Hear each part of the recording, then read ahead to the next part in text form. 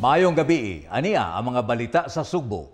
Opisyal usab nga gibuksan ang bag-ong mga laboratorio o Radiology Department equipment nga gihatag ni Kongresista Duke Frasco ngadto sa Provincial Hospital sa Dakbayan sa Danao.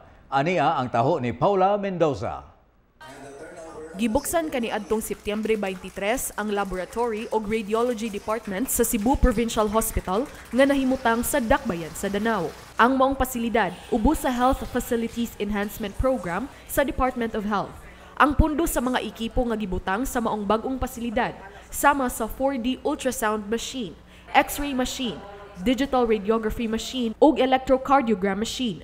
Mukabat sa 14 milyones pesos nga nagikan sa paningkamot ni Kongresista Vincent Duke Frasco. The House of Representatives that work together with the Department of Health to make sure nga ma-deliver gyud ang atoang services. Samtang ang bag-ong laboratorio i-operate sa Kapitolyo pinaagi sa partnership niini sa Prime Care Cebu nga maoy nagmontar usab sa laboratorio.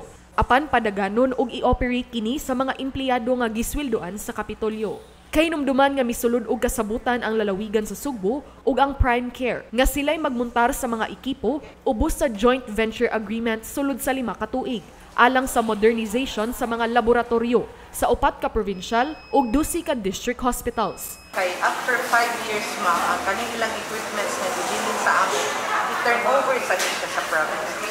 Gawas sa maong bag-ong laboratorio, mihatag usab ang Church of Jesus Christ of the Latter-day Saints og 38 ka mga hospital beds nga adunay side table ug mokabat kini tanan og 1 milyon ka pesos. Ang mga elders sa Church of Jesus Christ of the Latter-day Saints nagkanayon nga ang maong tabang dili lang sa mga miyembro sa ilang simbahan, apan aron usab makatabang sa ilang mga kaigsuonang mga Sugboanon nga nagkinahanglan ilabi na karong panahon sa pandemya.